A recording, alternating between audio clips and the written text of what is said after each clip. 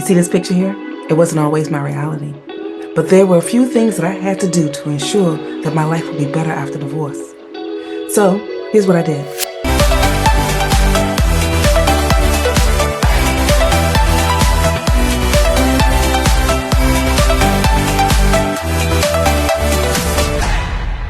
Hey now, how is everybody doing? Welcome to Alert Diaries with Tanya E. Hood. I'm glad I get the chance to see you again.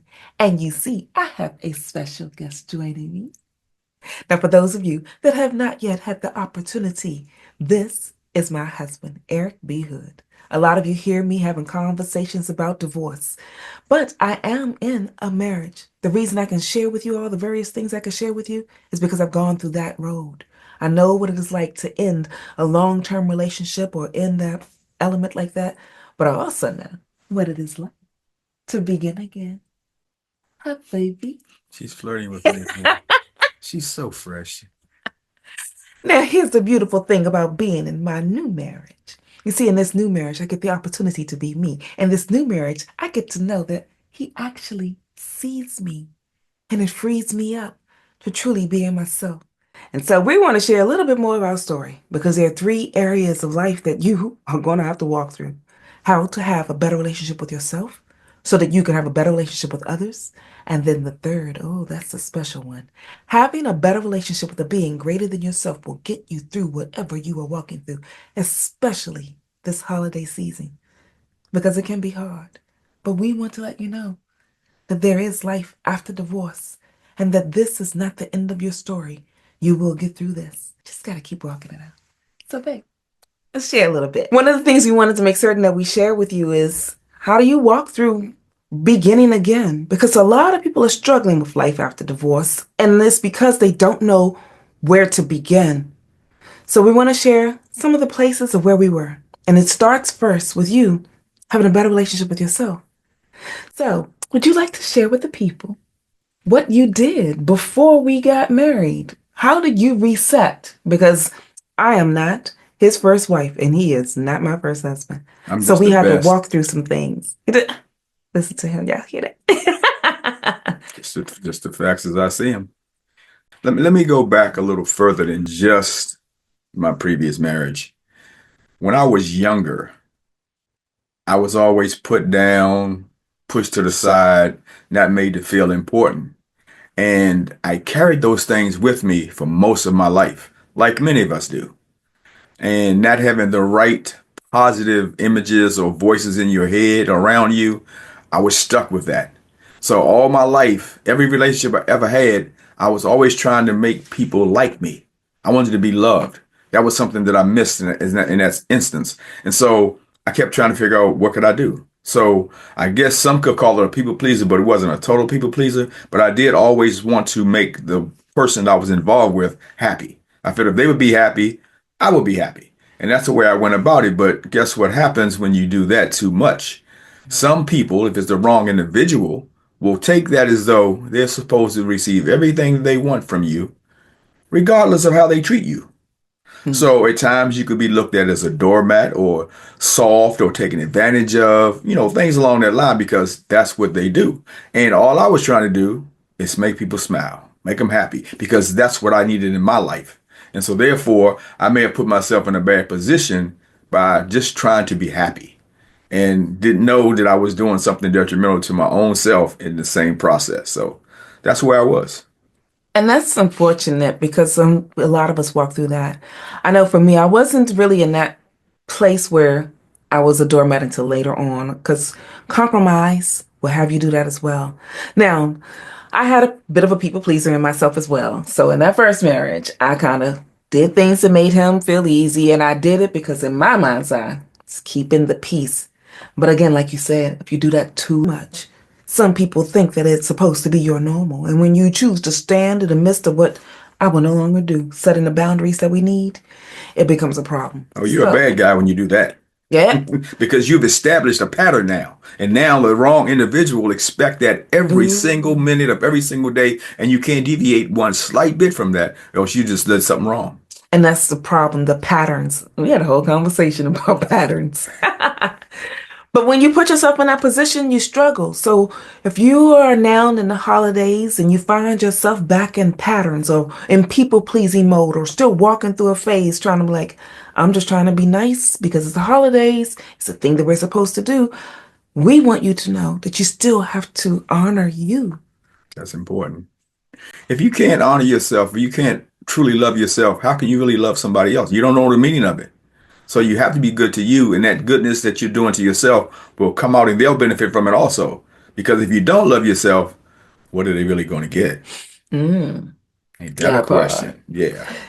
So, some of the things that I know for me, there's a 7 year gap between my first marriage and my second marriage. And in that 7 years, Tanya had to work on Tanya because I lost me in the aftermath of my first marriage. When we first started encountering each other, I was rebuilding myself financially because for a lot of us, we'll start with the external before we really work on the internal. Now, there were some things that I had done internal, some of my internal work, but I was really focusing on my external. And when we started walking through the first phase, how to have a better relationship with yourself, that's where you're going to meet a lot of people. So Tanya working on Tanya, version 2.0. I ran into you. Now, Or I ran upon you. I saw him, ignored him, because the last thing that I was going to do was get married again. For some of us, the chaos from our first relationship puts us in a place of thinking that we will never be able to do this again. I'm going to tease her and say that she was just in denial. She knew from the moment she laid it out to me that she wanted to be with me. She knew. How can you resist this? I mean, seriously. First of all, didn't even know that you existed. That's true. Took me a minute to She discover she that he was she even around, she y'all. totally ignored me. She spoke to me politely, but not so politely. But then after that, it was like I didn't even exist. And I was looking at this woman with Google eyes, and she didn't even know I existed. So when you are working on you, because that's all I was doing, focused on the things that Tanya needed to do. It did not involve another man because it was me. You have to have a better relationship with yourself before you can have a better relationship with others. And when he interrupted the pattern, because it has to happen, it gave me the opportunity to know that I'm stronger now. Some of us won't begin again because we don't think that we're strong enough to begin again. How did you decide to begin again with me? First of all, I had finally gotten to a point where, and this was through the third piece she was going to talk about, the connection, the glue. I had to talk to God. I wanted to know, first and foremost, why he woke me up every day. I had to live with a purpose. And then following that trail that he put me on, I realized that I've been a good guy. I just was treated bad. You know, I'm not just talking about with relationships, but just in life. There were things that I missed out on because I didn't have the right individuals around me. I just put a piece out on social media about that, about thanking those who've been there that made a impact upon your life. And I strictly did it for men this time, but there've been some ladies also. And so I got to the point where I was like, okay, I've been mistreated a lot, but I deserve better. And so when I decided that I deserved better, I was like, I'm going to not stand for anything less than better. If you don't treat me good, no, I'm not accepting that anymore. Whereas I would just take it in the past. You know, I may move on. You lick your wounds, you keep. No, I'm not doing it anymore. I'm fighting. If you're not going to treat me right, I'm going to fight you. You know, I'm not going to let you just treat me any kind of way. I'm not going to let you just do to me what you want to do to me because it makes you feel good. You're not going to make me feel guilty if I decide not to give you what you want. And that's where it started. And so I had to have a conversation with my Heavenly Father. And so you'll understand, I talk to him like I'm talking to you right now because he's my father. And I do my best to be very respectful. But I made a declaration to him that if he ever wanted me to love again, he had to make it extremely clear to me. Because anything less than that, let's just say I was going to be a wild guy. And he wasn't going to be happy with that. That's as nice as I can put that. And when I told him that, because I didn't say it nicely like that, he slapped me upside my head. And he let me know in his own way that he had brought me too far for me to step backwards. And that got my attention. And so, with the statement I made about making it clear to me, I wasn't looking for anyone because he was going to make it clear to me who he had for me because I'm a firm believer that God has to prepare me for whoever he wanted me to have and prepare whoever he wanted me to have for me because we're both his kids. and he knew what was best for both of us. And so I believed that, so I just trusted. And so I had no idea that on the other side of the office door that evening, when I was going to training class, I was going to run into Tanya. I had no clue. But when I stepped in the door and saw her, I froze and I spoke. And I was like, woo, to myself, like, he works fast, you know? But and so I went on about my evening and just started from day one, getting intel on Tanya. Because I knew when I saw her, that was the one. I just knew. I didn't know how it was going to work out, but I knew it was going to work out. And that's how I got started. Hearing that story over and over again, because I've heard it a couple times, it makes me wonder. Well, Lord, I had a similar response because what I was not going to do was do this thing called marriage again if it wasn't for somebody that God had for me. So there were certain strategies that I had to go through, and one of those strategies was being sure about who I am, period. You have to be clear about who you are because, like you just said, God has to prepare whoever the other person is. And I was not ready, y'all. When he showed up, I was not ready for him. I couldn't tell from the outside. Why? Looking at you, you look good. I didn't know what was going on the inside of her, is what I'm saying. From the outside, she looked good, but I didn't know what was. That's why I did continue doing my intel and all that. But the initial piece was what you see on the outside, and a lot of relationships, and we talked about this earlier. That's what people do. They judge based Mm. upon what they see, but it's so often it's parts that you don't see that causes the problems. And unless you're on these dating sites and things like that, where you're just talking to people, and you know you can't always go by the picture they show you because people will show you what they want you to see. You know, that's the only time you really get to try to know somebody through conversations and things like that. But if it's live and in person, the first thing you recognize is a physical attraction. And often, too often, that's where a lot of people get stuck. Mm. They never get to the point where they really get to know the depth part of the person. What are they made of? What do they think about? What are their goals? What are their values? They don't get to that part because they're stuck on the physical. And the flesh will set you down the wrong path if you focus on that too much.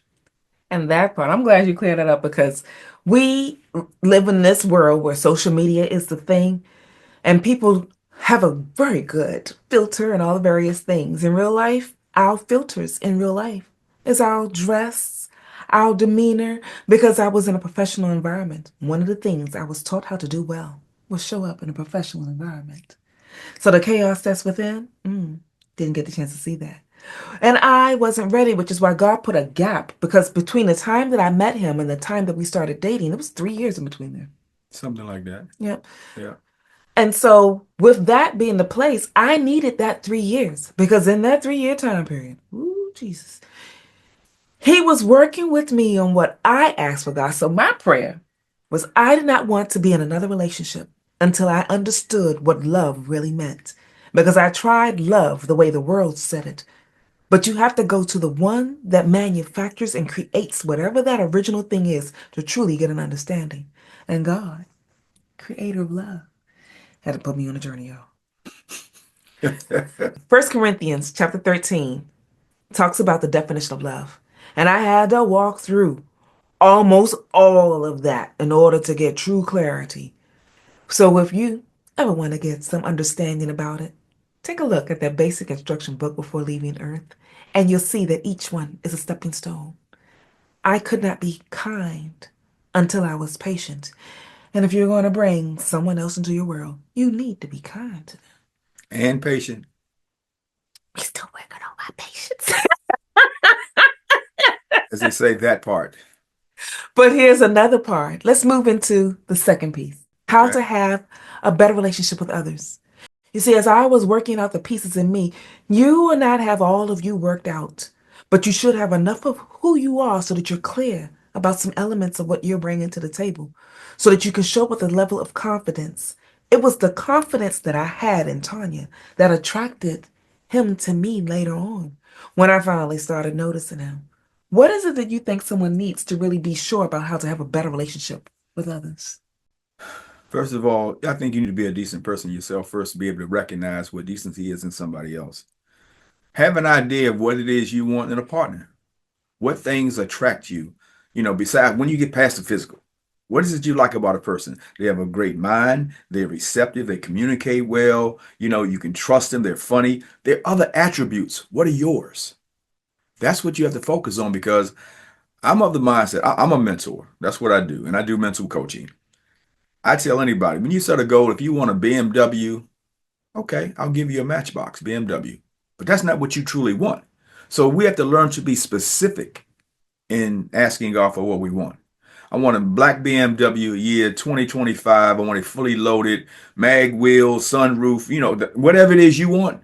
Be specific because guess what? He may have more for you, but if all you ask for is a BMW, he give you a broken down one because you weren't specific. You didn't give him the credit for how much he can do for you. And you That can part. and you can't do that. So have an idea of what it is you want. And it may take you some time to figure that out, but you need to know what you want. Now, for those of you that are trying to figure out, well, how do I even begin? One of the things that I often share is write it down. Just give yourself the opportunity to imagine. You see, we are multifaceted beings, and the elements of who you are will attract the elements of someone else. Are you making eyes at me right now? I might be. And because you're attracted to the elements of someone else, just dream big, just dream large. It's our imagination that gives us the opportunity to create a future that we really desire. So don't put limits on it. There were things that happened for me that I imagined before he showed up. So I had all of these visions, wrote down all of this stuff because my birthday was going to be epic. But guess what happened? Why don't you tell them what happened? I know what happened. So I had this great birthday thing that I had imagined. And it was because I was a better version of me. And I created a birthday that was just for Tanya. You see, in the past, as we were saying, I did all of my different events and planning and all the other things for everyone else but me. But this birthday only had the few people that I knew was still there walking with me through the storms. You see, when you have chaos come into your world and it starts to shake things up, not everybody will be there. The shaking will be a filtering. And in my filtering, I only had a few people that were there. And for me, there was only one person that showed up. So I decided I want to go to St. Thomas. I had never been to that island. I'd done some travel outside of the country, but I hadn't gone there. And I was like, it'll be easy because I wasn't sure how much pushback I would get from the ex, but I didn't want that to become an impact, and I didn't want to be too far away if I had to get back. So, St. Thomas was my birthday party. What happened for my birthday party was my 39th. On my 39th birthday, I was in St. Thomas. I was with that good girlfriend. I was on the beach. All the things that I imagined. But God had extra. God had extra for me, and my extra for my birthday was having a wedding. So I got married on my 39th birthday with my imagination. But I was prepared at that point for the man that God had already chosen in my life because I grew up. So don't limit what you want. And if you put your plans in God's hands, He will expand it. There was a point, well, if you've read the book also, that I was the mentor and I was mentoring Tanya in business and we became best friends. You tell your best friend lots of stuff. And I figured we were close enough that I could share with her something that God had shared with me because she was my best friend. Little did I know that my best friend was going to get upset with me when I shared what I thought was good news to her. I told Tanya one bright, sunshiny day, I was sitting in my car and on my way home and wherever she was, and I told her, I said, I don't know how and I don't know when, but we're going to be together. See, she had her plans going on, but God had given me a plan too. He just didn't give me every detail because I didn't need them all at that time. And when I told her that, she got upset with me. And lo and behold, on her 39th birthday, and we weren't actually on the beach. We were supposed to be on the beach, but they didn't tell us anybody could have walked into our wedding because they can't stop their guests. But God blessed us and He gave us a nice view up on top of this. On top of it, all you could see when you looked over it was rocks and water. But it was a little venue up there. It cost a whole lot of money that we didn't pay for. It was given to us by the staff at the place. And so That was the beginning part. Telling her that and she get upset for me, but knowing that she had all these plans all the time. But God gave me what I asked for in His timing. And that's another thing y'all got to get. It's not about when you want it, it's when God decides that you're ready for it. That's why you always have to be ready for your blessings because when they come, if you're not ready for them, you'll blow them. So I was patient. She got mad at me. I said, okay, I'm not going to change what I see because she told me she didn't see what I saw. You don't have to see what I see. That's my vision. And in God's time, she saw that vision, and we got married on her 39th birthday in St. Thomas, and it was beautiful. And now, the third thing that I want to share with you, but before I get there, here's a word from our sponsors. I was definitely in the middle of the three C's. There comes a time when you will have to decide if you need clarification, connection, or closure about a person to determine how to move forward in the relationship. Some relationships need connecting. Some relationships need clarifying. You will need to take the time to determine what the relationship should be in order for it to be beneficial for both of you. I took the time to write down some things that I think will support you. The free chapter is available for you in the link below. So here's the third part. Having a better relationship with a being greater than yourself. And for us, that's Jesus. It was God that decided when we put our plans in His hands and let Him order our steps. When you function in that capacity and letting Him lead, you get more, you get better, you get greater. So that opportunity to get married on the rooftop of the Wyndham in St. Thomas overlooking the ocean, and it was greater than I anticipated. But here's something else about that birthday party. You see, God and I had a conversation long before He showed up. Eric was not even a thought in my mind, y'all. It was a conversation that God and I was having. It was a relationship that God and I were building. If you feel like you are in isolation when everybody around you is like, you need to go start dating, date God. I was in the middle of dating God when I wrote down all those things, had all of these thoughts, had all of these visions. And it was in those moments. And I get it, y'all.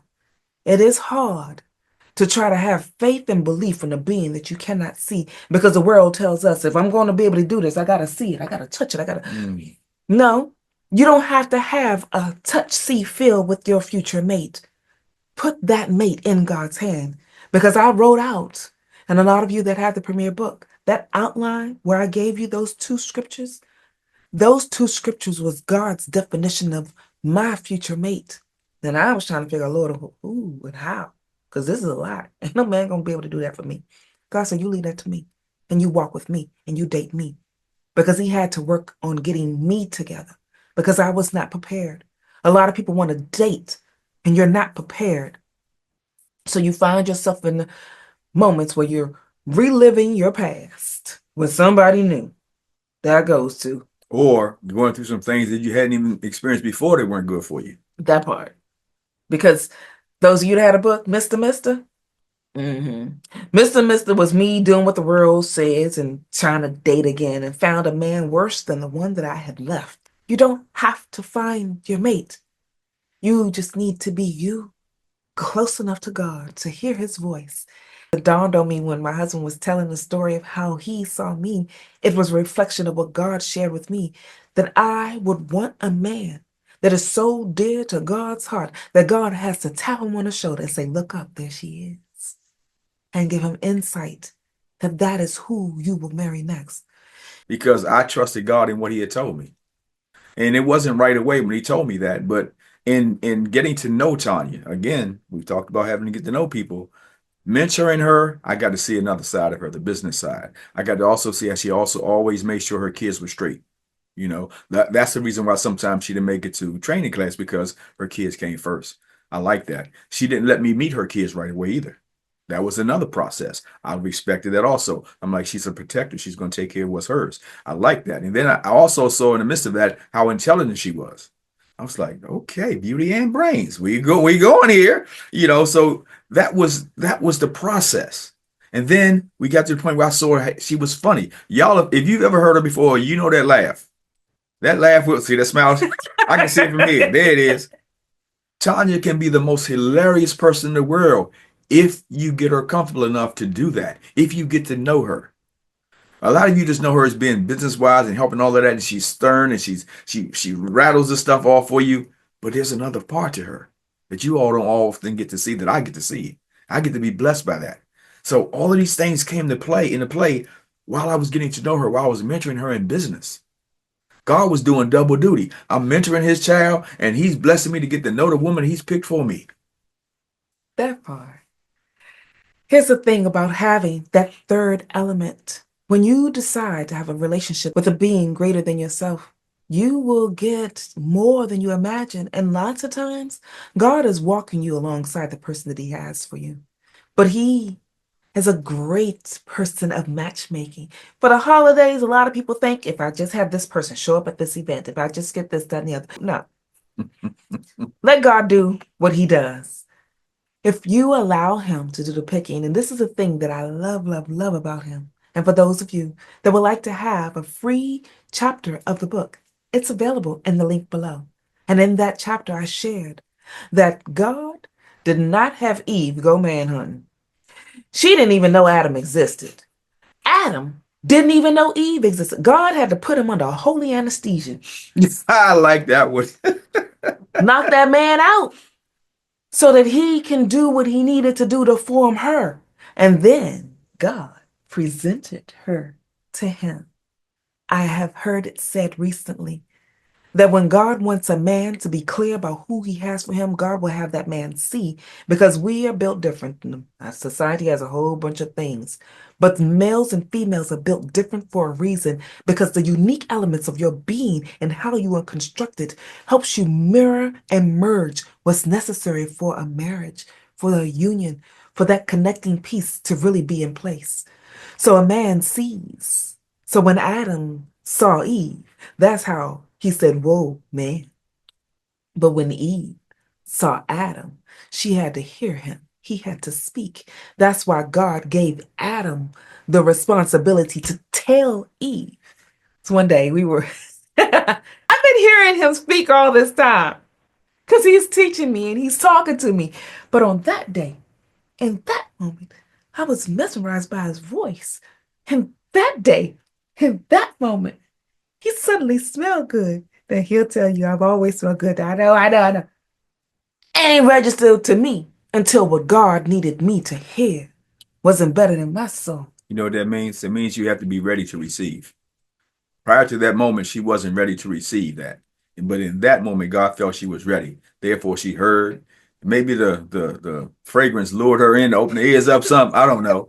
But in that moment, she got the clue. Now, as women, our senses are often heightened, and I share this. I love being a woman. As a wombed man, my womb is built for expansion. My womb will give an opportunity to enhance. So my smell is enhanced like most women's are. Our hearing is enhanced like most women are. How we show up and what we give into the world is enhanced. And because you give so much and because you do so much, that last relationship that some of y'all are wondering about for this holiday, why can't it be? I'm so sad. It's gonna be okay. You will get through this Yes, she will. because you're still designed to enhance. That person couldn't handle the 10-gallon jug of love that you had, but Ow. someone might Ow. when they show up. And know this too. It's okay. Some relationships are there to teach us. Mhm. From coaching, I always tell my players that winners only do one of two things. They win or they learn. So it's no losing. If they didn't become victorious in the game, there were lots of lessons to be learned from that. We can transcend that into love. What we didn't get this time, learn from it as you move forward. Progress from that point on. Now you've learned some things that you're not going to accept, that you're not going to do. Your eyes, ears, smell will all recognize those triggers. Hey, not going that way. I got to watch this. I've been there before. Right. Danger, danger, So stop beating yourself up if that's what you're doing. I'm not loved. No, yes, you are. If nobody else loves you, God loves you, then you have to love yourself. So you are lovable. So stop telling yourself these negative things. In fact, do this one. Remember this. Every day I will think absolutely positively. Things like that are what helped me get from where I was to where I am, because I couldn't wait for somebody else to pump me up, to do all those things. I had to learn to love Eric. One of the hardest things you can do is look in the mirror and admit you don't like what you see and make a commitment to change it. But I did that because I knew life had molded me into something that I didn't like. I was negative. I was hardcore because of the way life, society, however you want to determine, had treated me. And so I felt I had to protect myself, this hard outer shell, this hard coating. Mm-hmm. I didn't have to do that. I just had to seek my God and have a good relationship with him and let him mold me and shape me the way he wanted me to be. And you can't get love better than his. You just can't. So true. So that softened me. You don't get it twisted. There's another side if you get to that point. But who I am, the essence of who I am, I'm not that guy anymore. He taught me how to love. He taught me how to recognize love, how to receive love, how to reciprocate it, because he showed me as an example to me of how he treated me. I don't have to accept less than that. And I won't, because my daddy's good to me.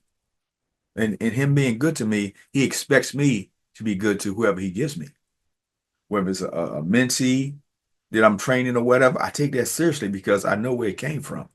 And if I don't do right by them, I'm getting a spanking. I'm not into those. And so for today, if you don't remember anything else, here are the 3 areas that we want to make certain that you're aware of.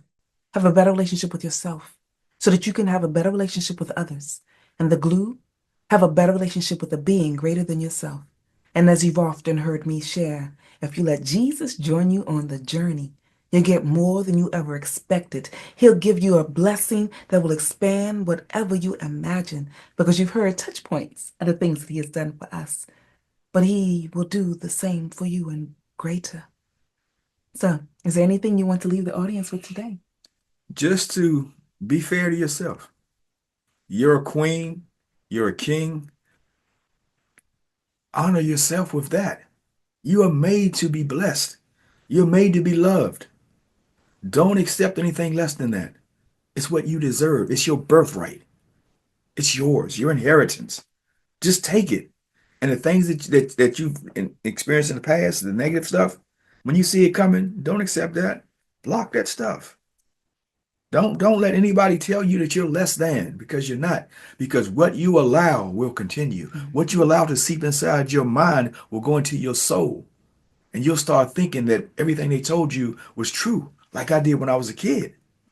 Don't let anybody take you backwards. You can step back and step forward. You're doing a little dance, but you can't go backwards. You've come too far.